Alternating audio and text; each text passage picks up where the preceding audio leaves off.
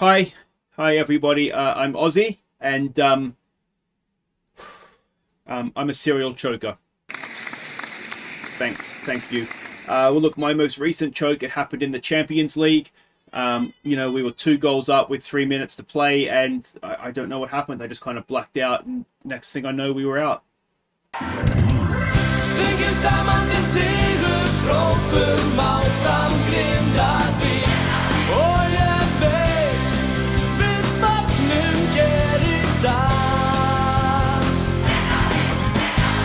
Hi guys, I'm Aussie Villain, and welcome back to Grindavik on the Impossible Dream. Season 12, Episode 12 today. We'll have our end of season awards, our goal of the season competition, and just a little bit of a general therapy group session here. I still cannot believe what happened. I'm recording this just before the episode has gone out for you guys to see. I'm assuming I'm going to get slated. I'm hoping there's a little bit of sympathy that you guys saying you would have done the same thing with substitutions given the circumstances. But yeah, I mean, I went downstairs afterwards. My wife asked if I'd been crying, and then I told her what happened, and she basically just laughed at me. She was very, very uncaring. To be honest, she seemed like it didn't even matter that we'd lost. I just cannot believe what has happened. But anyway, we're not going to have a little pity party. What we're going to do to start the episode off is just have a quick look at what I think we need to do to take this team forward in the next episode's transfer special. Now, what we have, the limitation we have is just basically finances right now. We are quite a ways off FFP. We're projected to lose 22 million. That cannot be right, surely, because we've already sold one player. So yeah, what I think, if we go and have a look here at the squad, and if we go and have a look, I've already got contracts up. There's 2 players that are on massive deals, and they are Degen on 92 grand a week and Volpez on 82 grand a week. Everybody else there is more or less okay for where we are now. That is possibly a little bit too much for what we have right now. Now you can see that they're both wanted. Now Volpez is wanted by 14 clubs. If we can kind of see most of them there, you get the sense of the sort of clubs that they are. Now what he does have in his contract that he wasn't willing to negotiate when we were trying to get him is a almost 20 million release fee. Now I actually think Volpez is worth it. I think he's a very, very good right back. So I kind of do want to keep him, even though he is on big money, but unless he's going to negotiate and take out that and he's asking to leave, so unless he's going to take out that release fee, we kind of have our hands tied a little bit. So there's a big part of me that thinks, well, what we need to do then is we need to try and sell him, get that 82 grand off the week, and then look to get another right back in. So I think that's probably something we're going to be forced to do more so than we want to do, but that kind of is a situation of, that's the situation we're in. We just need to deal with it. Now, the other one is, of course, Degen. Now, Degen is wanted. Atletico Madrid, Bayern Munich are the main 2 there. Now, of course, we signed him from Bayern Munich. Now, we were getting bids for like 40 million for him from Real Madrid, so I don't really want to sell him for that much.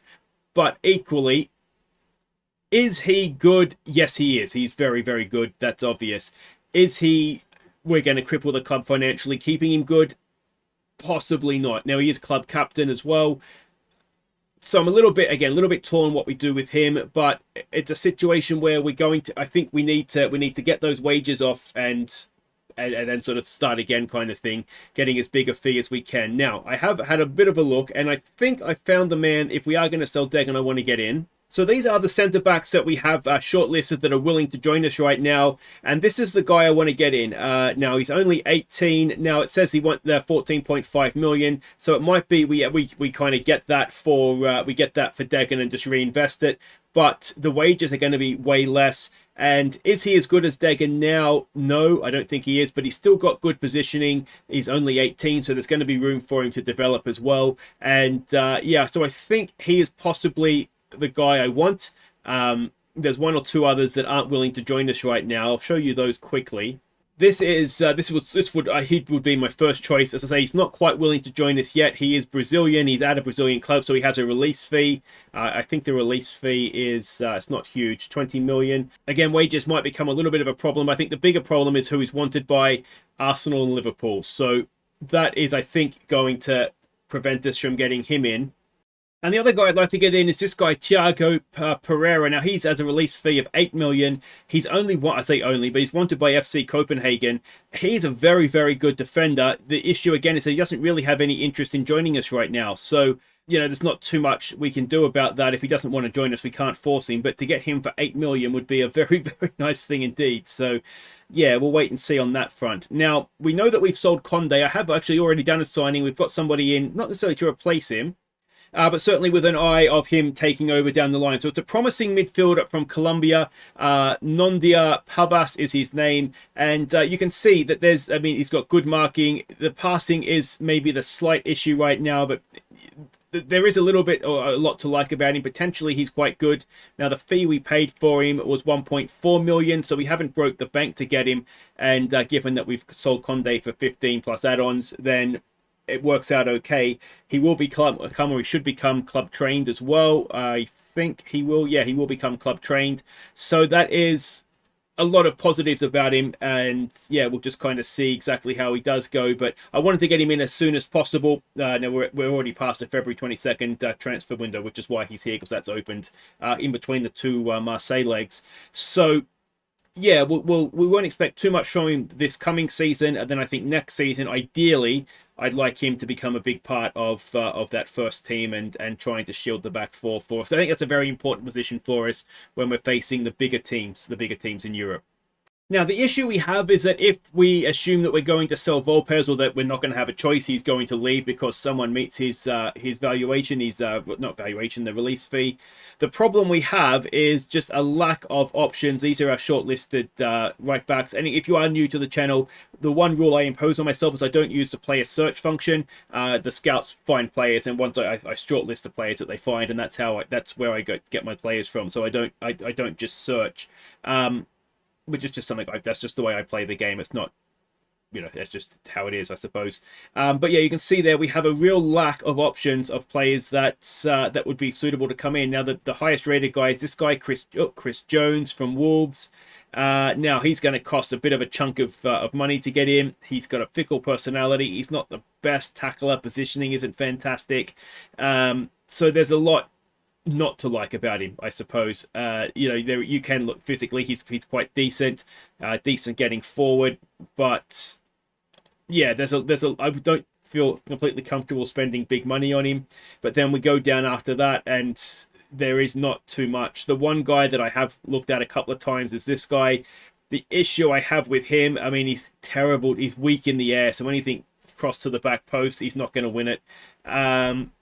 What he would be is a fairly good, cheap, short-term option, but low composure as well. Yeah, not great, I would say. So we're not completely desperate, because Juleson could cover in there. And no, what was this guy? He was a centre-back, wasn't he? Juleson could cover in there. We have Stanijevic, who can play right-back, though I don't know. I think he has to leave. I can't even look at him right now. Never mind play him. So yeah, the right back is maybe a slight concern. Who do we get in, kind of thing. Now, the other position, and I've just I ignored the players where they are right now because I've just clicked off the formation we used against Marseille, is this left wing position. We were using, and he did a good job out there. I've got it unfiltered, but Beyonce was playing out there, so he did a solid job, to the point where I'm not actually desperate. I'd be happy to play him out there for another season, but I do think we need a better option, because right now the two backups that we have is Jofferson, who is a good academy player. Might be someone we look to sell if we can get over £1 million for him. I think I'll drive him to the airport myself, to be honest. But he's a gag. He's come through the academy. He's solid enough. And the other one that was playing out there was Charles Obot. Now, he's another one that I'm willing to sell, though the fee wouldn't be fantastic. But I do want a good left-footed option to play out there, and if that's the case, then we would sell Obot. We'd get him out, because we can't have too many players, obviously. But again, with the issue we have, if we just jump back into the shortlist here and look at left-sided players, it's just a bit of a lack of options. Now, this guy is very good, and I'd like to sign him. He's another right-footed player, which is a little bit frustrating. I have thought of the idea of signing him anyway, and selling off somebody else. And if we do end up losing patience with Milosevic, although he's happy again now, then maybe this guy could come in. The other big negative is I've absolutely no chance of saying that name. So that is definitely a con against him. But he is a very, very good player. So that could be one. But yeah, I've really struggled to find... Now, this guy's not bad. He is Russian if we overlook that. But I think in this world we can... It's a fantasy world. We cannot look at real world situations. He might be a decent enough option, but yeah, we've really struggled to find anybody that is good, really. I mean, they're all right-footed, aren't they? I mean, maybe we could look to find another right-sided guy who's left-footed. This is someone that I've looked at a few times, but I just don't quite think there's a player there that I want. Again, right-footed. So yeah, it's getting the right player in at the right price, which is going to be the issue for us.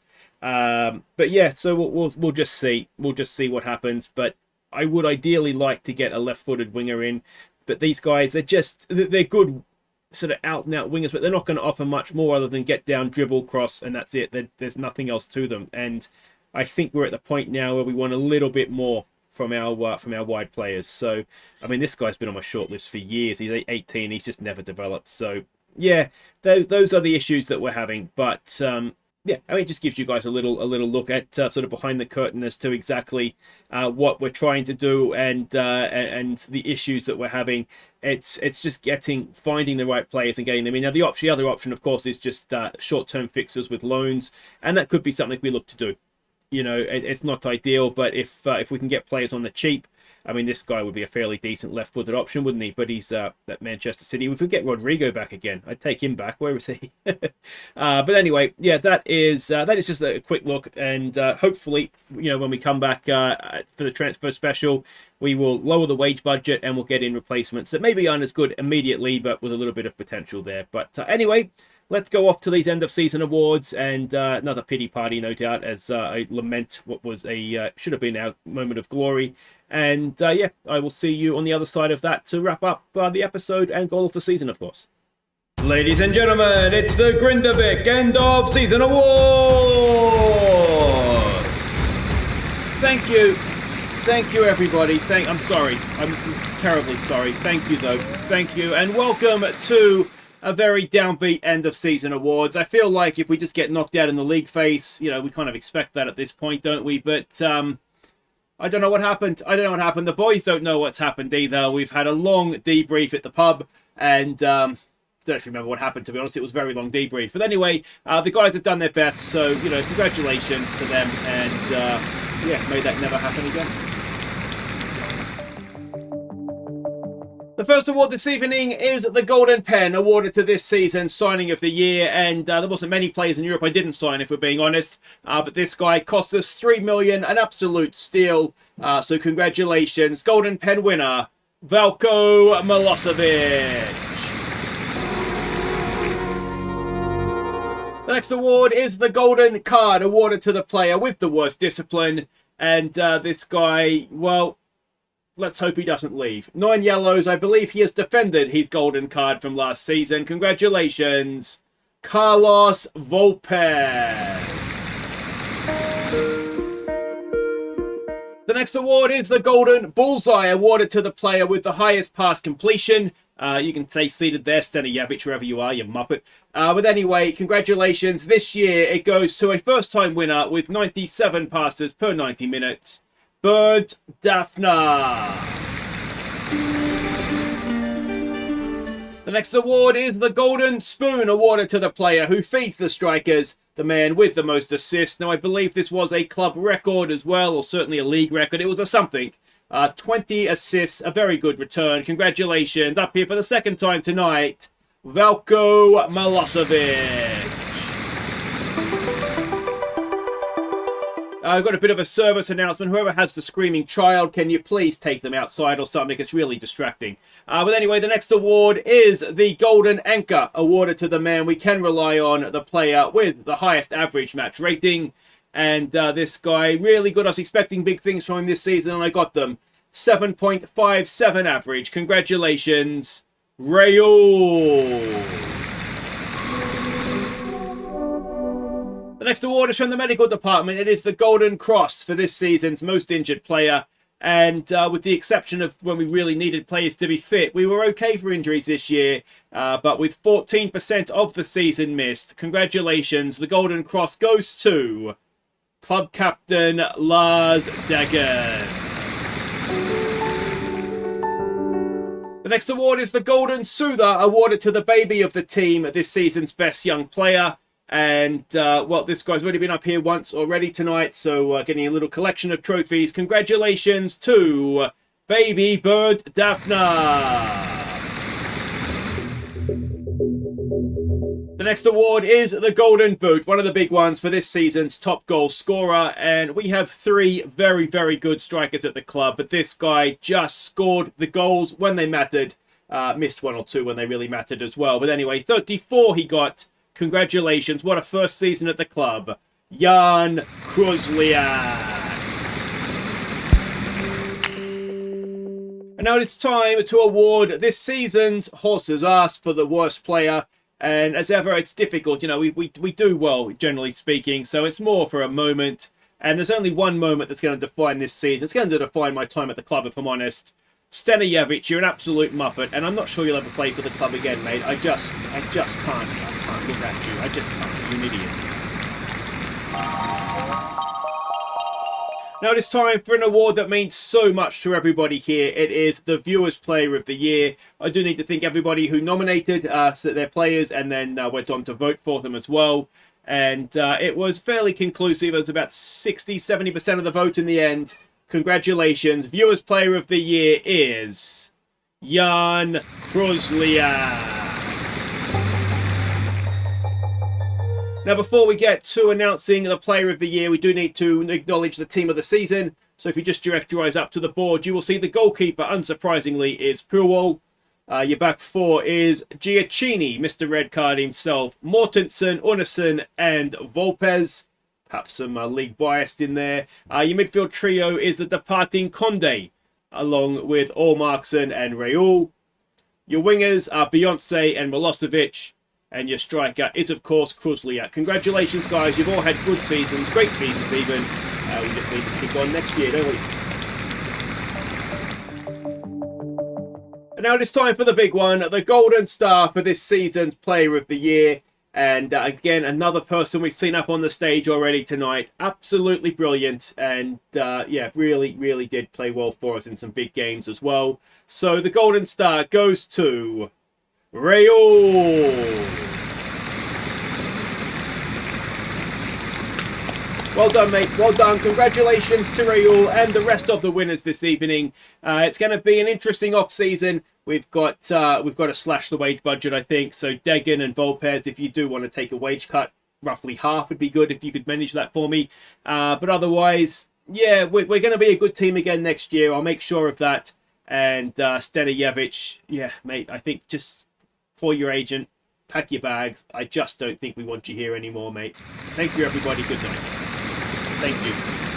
Thank you very much. All right, so end of season awards done for another year. Let's have a quick look and see what we've got here. So, new signing of the year was obviously Milosevic. We did lots of signings, and they were all brilliant as far as I'm concerned. Kruzliak, a B-, was absolute class. Milosevic, an A-, was the winner of the award. Daphna, I still think there's more to come from him, 11 million. Maybe jury's out on him a little bit. Seema, absolute class, 5 million. He arguably, I think, longer term will perhaps prove to be the signing of this season. Conde did well, didn't he? I should say I'm recording this before we better have a double homestand against AEK and Mulder. So if I seem a little bit more upbeat than maybe I should be, that is why. It's always risky. I don't know exactly how the end of the Champions League is going to play out. But Conde a B-. Kosh, 10.5 million. I'm comfortable with that. I really am. An F signing from the board, but no, they're incorrect on that one. The loan signing of Majuros, I think, has proven so far to be okay, so I'm not quite sure why that's an F. Then we've got the signings for the league here, which are all kind of what they are. Giovancini, there he is there, D- for him. And then, yeah, I mean, these league signings are overpriced, aren't they? But we knew that. Volpez, 16.5 million for... I think it's fine. We had to pay. You have to pay to get the quality in, don't you? Nirazovic, we'll wait and see what becomes of him. But under $1 million, I think will be fine for him. Stenijevic, A plus, they like that one. I'm a little bit. That was more of a gamble as far as I was concerned. So yeah, that's a bit of an interesting one there. And Bodvartson, time will tell, but we got him on a free, I think, as he was leaving anyway. And yeah, we'll see what happens with him down the line. Transfers out. Did anybody go on and do anything? Hadartson was playing as you would expect him to be. Hafaldarson was playing, good for him. Vertees went to Fenerbahce and played some games, so good for him. I think this guy, I think he's actually going to move back to Breeder Blink on a permanent deal after we paid them $500,000 for him. Tom Jones, unsurprisingly, has struggled at Porto. We've got here, he's gone off to Brøndby, hasn't played much. Immonen did play a little bit for Elche, so good for him. Ragnarsson was playing as well. Pedersen played in a B team. Gadini, 12 games, 4 goals at Vålerenga for him. Hendrickson, unsurprisingly, is struggling, and Badartson hasn't really had a chance to play yet, so we'll see what happens with him. We sold out every home game, which is good to see, really. It should be how it is, given the quality of team and player we have. So we won the league. Only a C, though. So that is, yeah, a little bit harsh on me, I would have thought. Champions League, well, there you go. You can see where we are to date. We're looking good. How that's going to unfold, time will tell. This is the Icelandic Cup, which the Gags won, the Charity Shield, which we won, and the pre-season League Cup junk, which we won. So very well done to everybody there. Great season. Our biggest win was the 9-1 against Sarajevo. I don't imagine we're going to beat that now in the Champions League, but you never know. Fram was the match to remember, the 8-0. I would say there's maybe a couple of games in the Champions League away from home that were pretty decent so far. And goal of the season as given by the game was Gisarasa. We will have our own vote on that momentarily. Finances, we're still only a 2.5 reputation club, even though the league has gone up to 3. I'm really hoping we can sort of push up into that 3-star at some point here. Shirt sales, Spoutenson, still the big one. He is an academy boy after all. Beyonce, Kruzliak, Bakali, and Jonsson are the other big sellers on that front. How we lined up, team of the year, Puwal in goal, fair enough. Giacchini, Mortensen, Unnison, and Volpez. Maybe the centre-back should have a discussion about Conde, Rayul, and Allmarkson. Now, Allmarkson, 8 goals this year from 12 games. He was actually very good when we needed him, and we did need him with the World Cup mid-season for us anyway. We did need him a little bit. What am I trying to say? He is worthy of his spot. I'm not annoyed that he is there. Milosevic, Beyonce are the wide players. Kruzliak is the man up front, and that is all fair enough, although Bautins and Sima, they played their parts, didn't they? But we can only have one up there, and we've got 3 very good ones. So Rayul was the player of the year. Daphne, the young player of the year. Milosevic, signing of the year. We had the Golden Boot going to Kruzliak, the Golden Spoon going to Milosevic. Most player of the match awards, not an award we give out on the night, but Kruzliak had 10 of those. Rayul was the golden anchor, and the golden bullseye went to Daphne with these 97 passes per 90 minutes. Club record for Milosevic with these 20 assists was very nice to see as well. Competition awards, anything there? Kruzliak was the Icelandic Young Player of the Year, and Kosh was the the Pepsi League Player of the Year. History in the making. It was a very good season, wasn't it? Dynamic Manager's Timeline. I don't think we particularly care too much about that, do we? And so there we go. Now, this all leads us now, of course, to goal of the season. This is the best 11. Degen has got himself in there. But yeah, the goal of the season, as ever, will be the Gisarasen goal as voted in game, or as voted by the game, plus 3 others that I deem worthy. And we have scored some good ones this season, let me tell you. So at the end of the little compilation here, make sure you go and vote. There'll be a link at the top of the description down below. Click on that through to a straw poll. I'll announce the winner early next season. And of course, we have our summer transfer special up next episode. And yeah, if you've enjoyed that, thumbs up, subscribe if you're new. And yeah, I will see you next time for said summer transfer special, even though it is actually a winter transfer special. Old habits die hard, don't they? I'll see you for that one. Money to spend, a little bit of money to spend, but not maybe too much needed to be done. Take care.